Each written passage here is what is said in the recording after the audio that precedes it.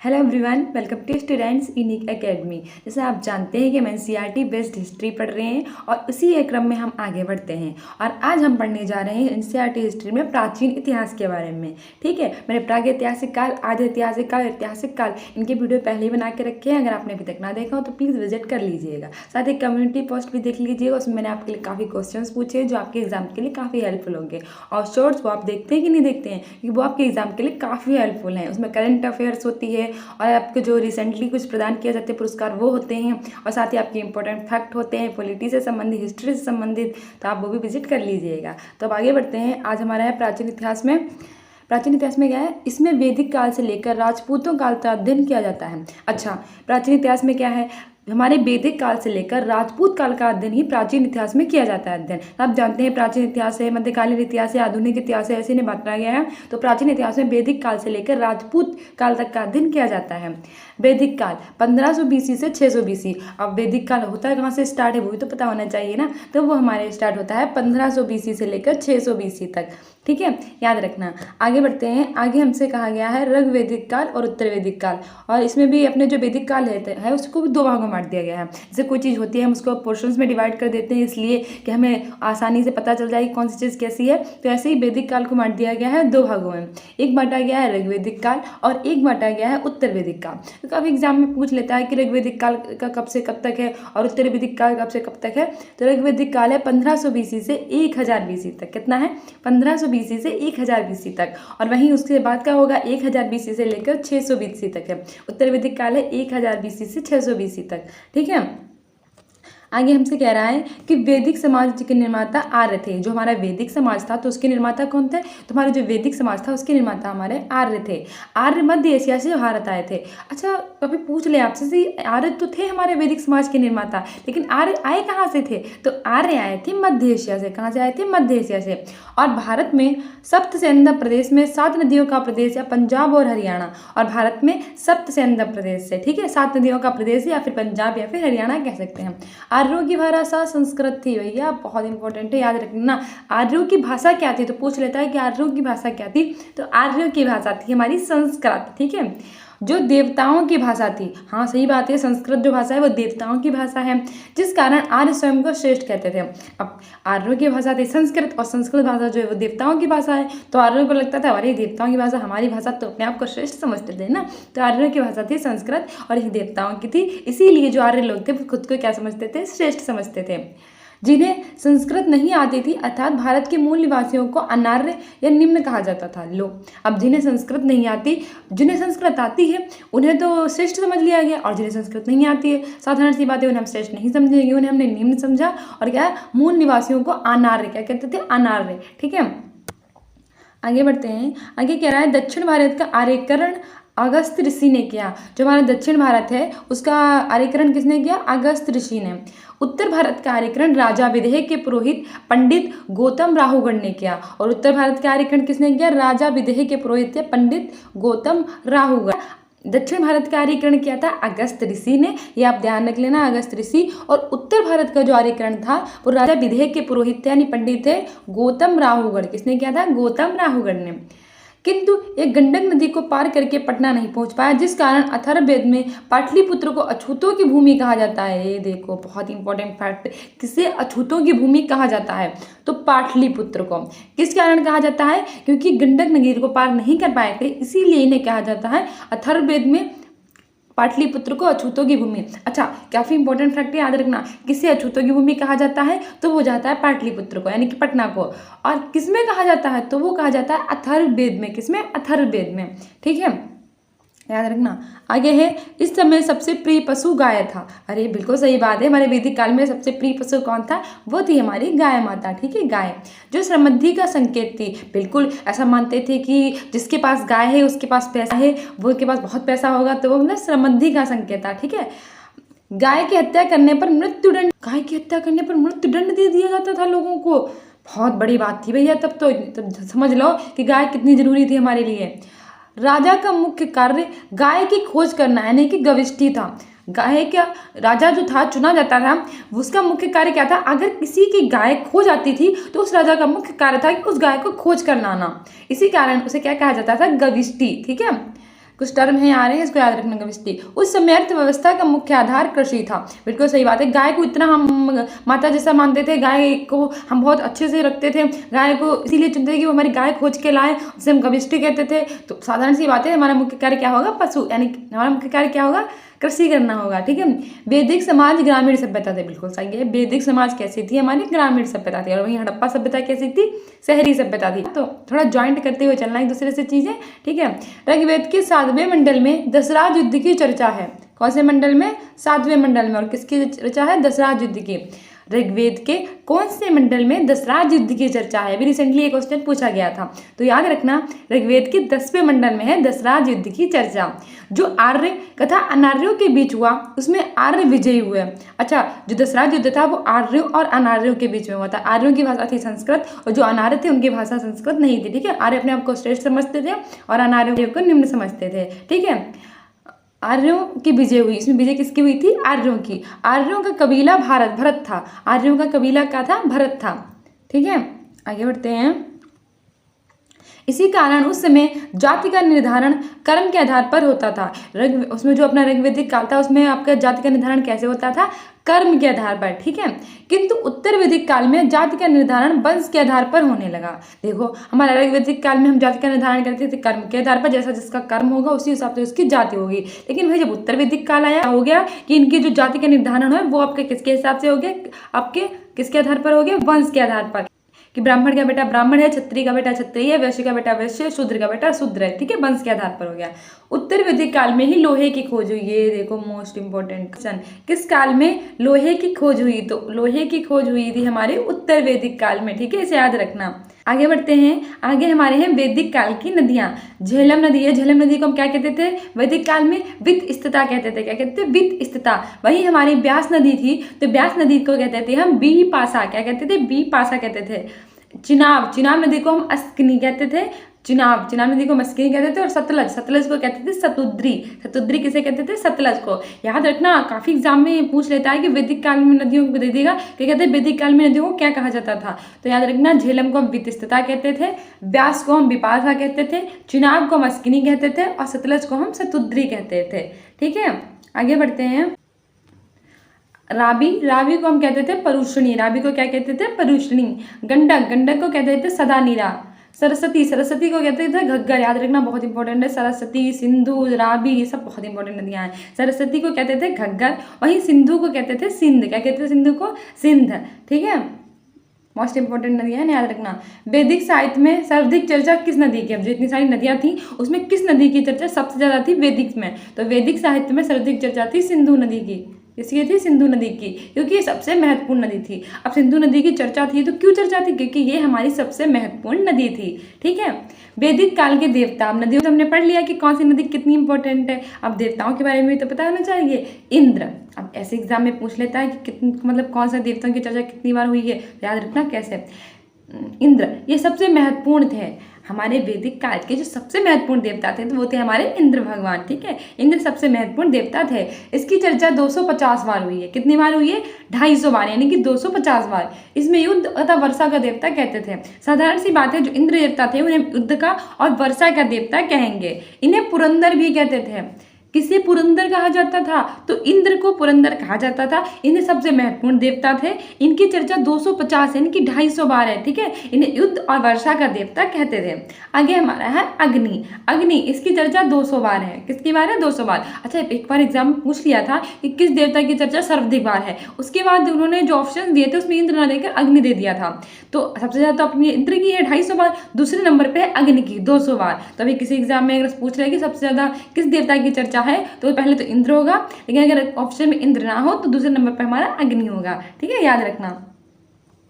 आगे हमारा है वरुण। वरुण जो हमारे थे वो वायु के देवता समझाते थे। एग्जाम में एक बार पूछ लिया था कि वरुण को किसका देवता माना जाता था, तो वरुण को वायु का। ठीक है। वरुण को वायु का, वासे वरुण वासे वायु। सोम, सोम को हम जंगल का देवता कहते थे। अब जो सोम होता है वो कहाँ मिलता है? जंगल में मिलता है। तो अगर सोम जंगल में मिलेगा तो सोम को हम किसका देवता मानेंगे? जंगल का। मारुत, अरे मारुति पुत्र हनुमान तूफान की तरह दौड़ते थे। तो हमारे जो मारुत थे उन्हें हम तूफान का देवता कहते थे। किसका? तूफान का। रौद्र, रौद्र का ही मतलब होता है क्रोध। तो रौद्र को किसका देवता कहते हैं? क्रोध वाले देवता कहते थे रौद्र। रौद्र को किसका देवता कहते थे? क्रोध था। तो हमारे कौन कौन से देवता इंपॉर्टेंट है? इंद्र है। इंद्र को हम कहते थे आपका वर्षा का देवता, और जो उनकी चर्चा है वो 250 बार हुई है। ठीक है, सबसे महत्वपूर्ण देवता है। दूसरे नंबर पे हमारे अग्नि, अग्नि की चर्चा 200 बार हुई है। और हमारे फिर तीसरे नंबर पे है वरुण, वरुण को हम वायु का देवता कहते थे। सोम को हम कहते थे जंगल के देवता। मारुत, मारुत तूफान, तूफान का देवता कहते थे। और रौद्र मतलब क्रोध, और निरुद्ध को कहते थे क्रोध का देवता। ठीक है, यानी बहुत इंपॉर्टेंट है, याद रखना। इन्हें पशुओं का देवता कहते थे। रौद्र को ही तो क्रोध वाले देवता थे, तो क्रोध इतना आता था तो पशुओं के देवता, पशुओं को कभी कभी काफी क्रोध आ जाता है ना, तो पशुओं का देवता कहते थे। गविष्टि का अर्थ होता है गाय के लिए किया गया युद्ध। जैसे मैंने आपको पहले बताया था कि हम यह चुनते थे ऐसा कि जो हमारे पशुओं को ढूंढ के लाए, यानी कि कोई अगर हमसे छीन के ले गया है गाय को, तो गाय की खोज करके लाए। और अगर गाय का कोई वध कर देता था तो उसे मृत्युदंड देते थे, यानी गाय हमारे लिए बहुत पवित्र थी। तो गविष्टि का अर्थ होता है गाय के लिए किया गया युद्ध, यानी कि हम गाय के लिए जो युद्ध करते थे उसे हम गविष्टि कहते थे। सीता का अर्थ होता था हल से जोती गई जमीन पर पड़ा निशान। हल से जोती गई जो जमीन है उस पर पड़ा गया जो निशान होता था उसका मतलब होता था सीता का अर्थ। वैदिक काल की सामाजिक व्यवस्था कैसी थी? हमने नदियों के बारे में पढ़ा, हमने उसके बाद देवताओं के बारे में पढ़ा। अब हम देखेंगे कि वैदिक काल में हमारी सामाजिक व्यवस्था कैसी थी। इस समय सबसे बड़ा पद राजा का होता था। वैदिक काल में सबसे बड़ा पद किसका होता था? तो वैदिक काल में सबसे बड़ा पद होता था राजा का, जिसे जनता चुनती थी। अब राजा को चुनता कौन था? साधारण सी बात, राजा को जनता चुनती थी। अच्छा, ये रंग वैदिक काल की बात हो रही है, क्योंकि उत्तर वैदिक काल में तो आपका वंश के आधार पर होने लगा कि राजा का बेटा राजा। ठीक है, राजा किसी भी निर्णय को लेने से पहले विभिन्न समितियों में बैठकर इसकी चर्चा करता था। अच्छा, सबसे बड़ा पद होता तो राजा का ही था, पर राजा ये नहीं करता था कि अपने मन से कोई भी निर्णय ले ले। वो किसी भी निर्णय को लेने से पहले एक समिति का आयोजन करता था और सबसे पूछकर अपनी जो निर्णय था वो लेता था। बहुत अच्छी बात थी।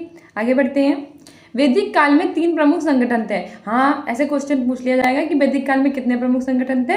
तो वैदिक काल में 3 प्रमुख संगठन थे। कौन कौन से थे? सभा थी, समिति थी और विधेय थे। कौन सी थी? सभा, समिति और विधेय। ठीक है, सभा जो थी ये निम्न थी। अब कौन सी कैसी है इसके बारे में जान लीजिए। सभा जो थी निम्न थी। निम्न मतलब साधारण लोगों का संगठन। जो साधारण लोगों का संगठन था उसे निम्न थी। उसकी चर्चा 8 बार है। हमारा है समिति, ये उच्च वर्ग के लोगों का संगठन था और इसकी चर्चा है 9 बार। सभा साधारण लोगों का संगठन था, इसे निम्न कहते थे और इनकी चर्चा है 8 बार। फिर हमारा है समिति, समिति उच्च वर्ग के लोगों का संगठन था और इसकी चर्चा है 9 बार। फिर हमारा विधेय, ये सबसे महत्वपूर्ण संगठन था, इसकी चर्चा है 122 बार। चर्चा कितनी बार हुई है? विधेय सबसे महत्वपूर्ण था तो इतना महत्वपूर्ण था कि इसकी चर्चा 122 बार हुई है। ठीक है, तो कितने संगठन है? 3 है, सभा, समिति, विधेय। सभा की चर्चा है हमारी 8 बार और ये निम्न साधारण लोगों का संगठन है इसलिए निम्न वर्ग का कहते थे। और दूसरा हमारा है समिति, इनकी चर्चा है 9 बार, ये उच्च लोगों का संगठन कहते थे। और तीसरा हमारा है विधेय, ये सबसे महत्वपूर्ण संगठन है और इसकी चर्चा है 122 बार। ठीक है, कितनी बार है? 122 बार। सभा तथा विधेय में भाग लेने की अनुमति महिलाओं को भी थी। ठीक है, सभा और विधेय में महिलाएं थी वो भाग ले सकती थी। वैदिक समाज की सबसे छोटी इकाई गांव थी। अच्छा, एक बार इससे पूछ लिया था कि जो वैदिक समाज था उसमें सबसे छोटी इकाई कौन था? तो वैदिक समाज में सबसे छोटी इकाई था गांव। ठीक है, जिसके मालिक को ग्रामिक कहते थे और गांव के मालिक को क्या कहेंगे हम? ग्रामिक। ठीक है, ग्रामिक। सबसे बड़ी इकाई जन होती थी। सबसे छोटी तो हमारी गांव हो गई और सबसे बड़ी कौन सी होगी हमारी? जन। क्या होती थी सबसे बड़ी इकाई? जन, जिसके मालिक को राजन कहते थे। अब ये 2 पॉइंट याद रख लेना। वैदिक समाज की सबसे छोटी इकाई थी ग्राम, यानी कि गांव, इसके मालिक को हम ग्रामिक कहते थे। जो हमारी सबसे बड़ी इकाई थी वो थी हमारी जन और इसके मालिक को हम कहते थे राजन। ठीक है, आगे बढ़ते हैं। उत्तर वैदिक काल में लोहे की खोज हो जाने के कारण कृषि तथा अर्थव्यवस्था में तेजी से परिवर्तन होने लगा। मोस्ट इंपॉर्टेंट थिंग, लोहे की खोज कब हुई थी? काफी एग्जाम में पूछा गया क्वेश्चन है कि लोहे की खोज कब हुई थी? तो लोहे की खोज हुई थी उत्तर वैदिक काल में। कब हुई थी? उत्तर वैदिक काल में। कृषि और अर्थव्यवस्था में तेजी से परिवर्तन हो गया। समाज धीरे धीरे ग्रामीण सभ्यता से नगरीय सभ्यता की ओर अग्रसर होने लगा। पॉइंट देख रहे हो, बहुत इंपॉर्टेंट है। हमारे जो वैदिक काल में सभ्यता कैसी है? ग्रामीण सभ्यता है। कैसे ग्रामीण सभ्यता नगर की ओर जा रही है इसमें वर्णन कर रहा है कि हमारा जो उत्तर वैदिक काल था उसमें किसकी खोज हुई? लोहे की। और लोहे की खोज हो जाने से क्या हुआ? काफी परिवर्तन हो गया, तेजी सभ्यता की ओर अग्रसर हो गया। गांव की ओर, नगरों की ओर हो गया। ठीक है, जन का आकार बढ़कर जनपद हो गया। जन मतलब छोटे लोग, जो छोटे छोटे लोग थे उन्हें जन, लेकिन उनसे बढ़ के आगे कैसे चला गया हमारा जनपद में, ये चलकर महाजनपद का रूप ले लिया। यानी जन से ये जनपद हुआ और जनपद आगे ये चलकर महाजनपद बन गया। ठीक है, महाजनपद का काल सिंधु सभ्यता के बाद दूसरी नगरीय सभ्यता थी। हमारा जो वैदिक काल था वो कैसा था, वो हमारा था ग्रामीण, लेकिन कैसे ग्रामीण से जैसे जा रहा है शहर की तरफ। और सिंधु सभ्यता के बाद दूसरी नगरीय सभ्यता कहाँ देखने को मिली, महाजनपद का काल। कौन सा काल, महाजनपद का। अब तो आपको ये लोग समझ में आ गया होगा कि महाजनपद जो हमारे था शहरी सभ्यता थी। भारत में कुल 16 महाजनपद हुए हैं। ये देखो, पता नहीं लाखों बारी हमने आया होगा कि कितने महाजनपद थे भारत में। भारत में कुल थे 16 महाजनपद, जिनकी चर्चा बौद्ध ग्रंथ अंगुत्तर निकाय में मिलती है। किसमें मिलती है, अंगुत्तर निकाय में। ठीक है, अंगुत्तर निकाय में मिलती है 16 महाजनपदों की चर्चा, जो कि एक बौद्ध ग्रंथ है। तो इसमें हमारे काफी क्वेश्चन पूछे जाएंगे। कितने महाजनपद थे भारत में, कुल 16 महाजनपद। ठीक है, इनकी चर्चा किसमें मिली है, अंगुत्तर निकाय में मिली है। और अंगुत्तर निकाय की किसमें मिली है, बौद्ध ग्रंथ। अंगुत्तर निकाय कैसा ग्रंथ है, बौद्ध ग्रंथ है। ठीक है, जो 16 महाजनपद है उसका मैंने एक वीडियो बना के ऑलरेडी डाल दिया है। शॉर्ट में भी एक डाला है मैंने और एक मैंने लॉन्ग में भी डाला है। तो आपका 16 महाजनपद और उनकी राजधानियों का अगर आपने वीडियो ना देखा हो तो प्लीज विजिट कर लीजिएगा। ठीक है, 16 महाजनपद में सबसे श्रीमंत तथा सबसे शक्तिशाली महाजनपद मगध महाजनपद था। कौन सा था, मगध। और जो 16 महाजनपद थे इसमें शक्तिशाली जनपद कौन सा था, वो हमारा था मगध, जो आगे चल के इन जनपदों पर अधिकार कर लिया, जो आगे चल के इन जनपदों पर अधिकार कर लिया। ठीक है, आगे बढ़ते हैं। आगे है, वैदिक काल में टैक्स को बाली कहते थे, जबकि देवताओं को खुश करने के लिए पशु बलि दी जाती थी।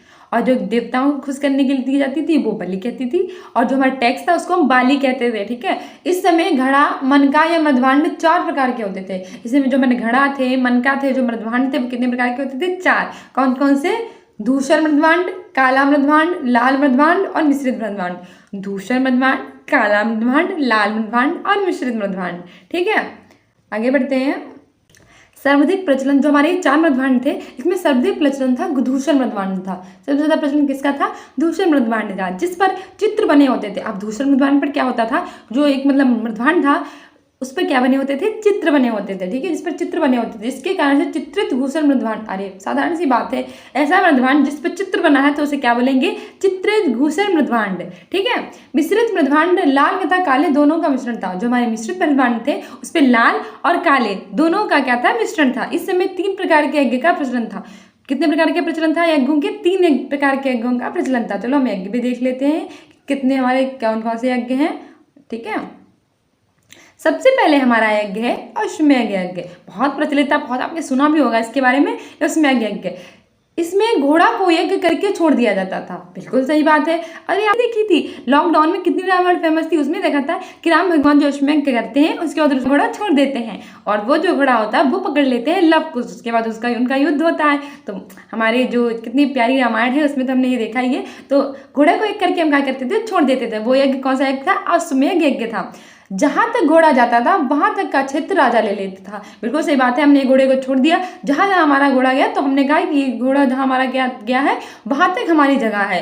और अगर किसी ने कहा कि नहीं, हम मतलब घोड़े को पकड़ लिया, अगर घोड़े को वहां से भगा दिया तो हमें उससे युद्ध करना पड़ता था। यानी कि जिसने जो घोड़ा भेजा है ना उससे, उसके मालिक से युद्ध करना पड़ता था।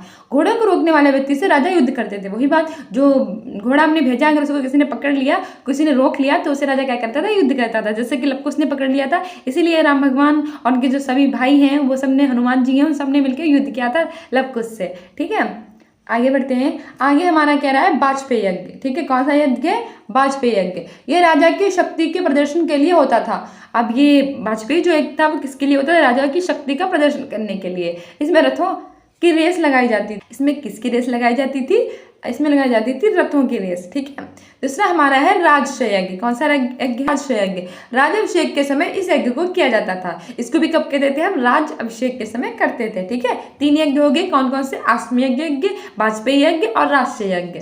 ठीक है, आगे बढ़ते हैं।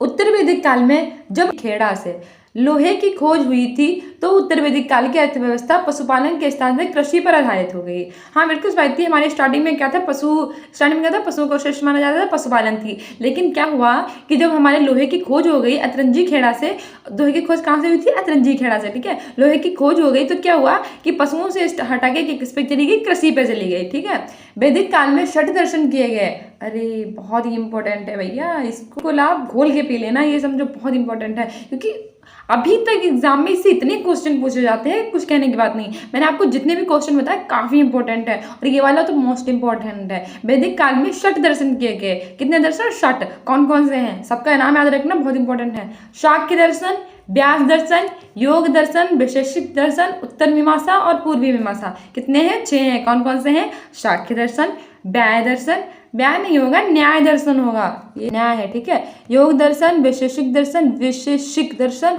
उत्तर मीमांसा और पूर्वी मीमांसा, ठीक है। शाक्य दर्शन के कौन है? शाक्य दर्शन के हैं कपिल। कौन है? कपिल। न्याय दर्शन के कौन है? न्याय दर्शन के हैं गौतम। कौन है? गौतम। योग दर्शन के हैं पतंजलि, वैशेषिक दर्शन के हैं कणाद, उत्तर मीमांसा के हैं बादरायण और पूर्वी मीमांसा के हैं जैमिनी, ठीक है। याद रखना बहुत इंपॉर्टेंट है। ऐसा याद कर सकते हैं, शाक्य दर्शन कपिल। शाक्य, कपिल शर्मा शो नहीं आता है, सब देखते होंगे, तो जो कपिल शर्मा शो, इसमें संख्या होती है। क्या होती है? संख्या। लोगों की भीड़ बहुत होती है, यानी कि संख्या बहुत होती है। तो कपिल के शो में है बहुत ज्यादा लोगों की संख्या, संख्या से याद कर लेना शाक्य दर्शन, ठीक है। कपिल के शो में क्या है? लोगों की संख्या है, संख्या से मतलब शाक्य दर्शन। न्याय दर्शन गौतम।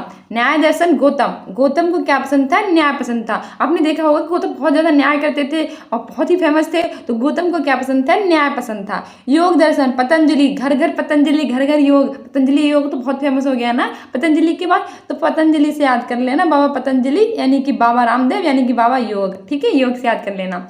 कणाद, कणाद से याद, कणाद की वैशेषिक शिखा, वैशेषिक या वैशेषिक, आज मतलब वैशेषिक, ठीक है, ऐसा याद कर लेना। बादरायण, बादरायण उत्तर मीमांसा और जैमिनी पूर्व मीमांसा। अब पूरब एक लड़का था जिसे जैम बहुत पसंद था। उनका कोई दोस्त होगा पूरब है, कोई है, तो पूरब को क्या पसंद था? जैम बहुत पसंद था। क्या बहुत पसंद था? जैम बहुत पसंद था, ठीक है। तो कितने दर्शन है? 6 दर्शन है। कौन कौन से हैं? शाक्य दर्शन, न्याय दर्शन, योग दर्शन, वैशेषिक दर्शन, उत्तर मीमांसा और पूर्व मीमांसा, ठीक है। उसमें जो शाक्य दर्शन था उसके थे कपिल। कौन थे? कपिल के। कपिल के सो में संख्या बहुत थी, यानी कि शाक्य दर्शन। न्याय दर्शन के थे गौतम, गौतम को न्याय बहुत पसंद था।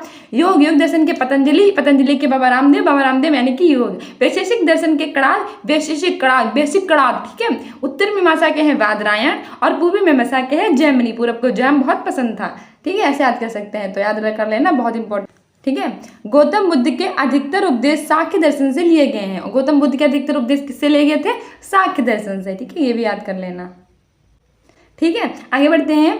आगे आ रहा है सिंधु सभ्यता तथा वैदिक सभ्यता में अंतर। हमने पढ़ लिया सिंधु सभ्यता क्या थी, वैदिक सभ्यता क्या थी, सब अच्छे से पढ़ लिया। अब हम इसमें अंतर भी पढ़ लेते हैं, ठीक है। हमारा लास्ट टाइम इसके अंतर पढ़ने के बाद हम इसको फिनिश करेंगे, और जो हमारा आगे का पोर्शन होगा वो हम आपके नेक्स्ट वीडियो में कंटिन्यू करेंगे, ठीक है। तो मैंने जितने भी आज तक वीडियो डाले वो सारे आप देख लीजिएगा, आपको बेसिक समझ में आ जाएगा। शॉर्ट, कम्युनिटी पोस्ट सब कुछ देख लीजिएगा, सब आपके लिए बहुत हेल्पफुल है। अब अंतर देख लेते हैं। सिंधु सभ्यता तथा वैदिक सभ्यता में क्या अंतर था? सिंधु यानी कि हड़प्पा सभ्यता नगरीय थी। सिंधु सभ्यता कैसी थी? नगरीय थी, यानी कि नगरीय थी। मैंने आपको पहले बताया था, पहली सभ्यता सिंधु सभ्यता थी जो नगरीय थी। वैदिक सभ्यता ग्रामीण थी। बिल्कुल सही बात है, जो सिंधु सभ्यता थी वो नगरीय थी और जो वैदिक सभ्यता थी वो ग्रामीण थी। सिंधु सभ्यता मात्र सत्तात्मक थी, यानी कि माता की सत्ता होती थी घर में, और जो वैदिक सभ्यता थी वो पितृ सत्तात्मक थी, यानी घर में किसकी सत्ता होती थी? पिता की सत्ता होती थी। देख रहे हैं, बिल्कुल अपोजिट है, तो आपको याद करना ही नहीं है। सिंधु सभ्यता ग्रामीण थी, उल्टा कर दो नगरी, तो किसमें चला गया? वैदिक सभ्यता में। सिंधु सभ्यता कैसी है? माता की सत्ता वाली, तो उल्टा कर दो, पिता की सत्ता वाली। कहाँ चली गई आपकी? वैदिक सभ्यता में। एक पॉइंट अगर आपको याद है तो दूसरा आप ऑटोमेटिक लगा सकते हैं। प्रमुख पशु बैल, इसमें जो था सिंधु सभ्यता में वो प्रमुख पशु क्या था? बैल को माना जाता था। वहीं हमारे वैदिक सभ्यता में जो प्रमुख पशु कौन हो गया? गाय हो गया, ठीक। वैदिक सभ्यता धर्म से संबंधित है आपकी, ऐसे याद कर लेना, और जो गाय है वो भी माता कहते थे, उनको धर्म से संबंधित है, तो ऐसे याद कर लेना। नियोजन, सिंधु सभ्यता में क्या था? नियोजन था, और इसमें कैसे था? सामाजिक नियोजन था, मतलब सामाजिक साथ चलते थे। युद्ध से परिचित नहीं थे भैया। सिंधु सभ्यता, हड़प्पा सभ्यता वाले बहुत अच्छे लोग थे, युद्ध से बिल्कुल परिचित नहीं थे। लेकिन धीरे धीरे लोग शहरी मतलब धीरे धीरे क्या होता चला गया कि लोग युद्ध से परिचित होने लगे, यानी गाय के लिए युद्ध होता था, गाय के लिए युद्ध होता था। जैसे मैंने आपको बताया कि राजा को चुनते थे, जो हमारी गाय ढूंढ के लाते थे, और राजा गाय के लिए युद्ध करता था। इससे हमकी खोज हुई थी। सिंधु सभ्यता यानी हड़प्पा सभ्यता में किसकी खोज हुई थी? कांसे की। और वहीं जो लोहे की खोज हुई थी अंतरंजी खेड़ा से, वो हुई थी वैदिक सभ्यता से, ठीक है। वैदिक सभ्यता की बहुत बड़ी उपलब्धि थी। ये हमारा है कृषि प्लस व्यापार। कृषि प्लस व्यापार था वो हमारा सिंधु सभ्यता में होता था, और कृषि प्लस पशुपालन, कृषि के साथ जो पशुओं का पालन होता था वो हमारा होता था वैदिक काल में। शिव तथा मातृ देवी की पूजा, हमारी जो प्रमुख थे वो हमारे शिव थे और मातृ देवी की पूजा। लेकिन वहीं हमारा वहीं हमारा वैदिक काल में इंद्र जो थे वो महत्वपूर्ण देवता माने जाने लगे। जैसे मैंने आपको बताया, इंद्र का उल्लेख 250 बार हुआ है। इन्हें युद्ध का देवता कहा जाता था, वर्षा का देवता। और वहीं हमारे जो शिव और मातृ देवी की पूजा है वो हमारी होती थी सिंधु सभ्यता यानी कि हड़प्पा सभ्यता में। सो गाइस, ये थी हमारी बहुत ही एनसीईआरटी बेस्ड हिस्ट्री जो हमारे सभी एग्जाम्स के लिए काफी हेल्पफुल होगी। और आपने देखा भी होगा कई सारे क्वेश्चन जो आपने पाए होंगे जो हमारे एग्जाम के लिए काफी हेल्पफुल है। So guys, if you like this video then please subscribe my channel Students Unique Academy. और साथ ही आप कम्युनिटी पोस्ट देख लीजिएगा, उसमें काफी क्वेश्चंस डालती हूँ जो आपके एग्जाम के लिए हेल्पफुल है। साथ ही आपका शॉर्ट वीडियो देख लीजिएगा, क्योंकि शॉर्ट में क्या होता है कि आपके जो 1 मिनट में सब कुछ कवर हो जाता है।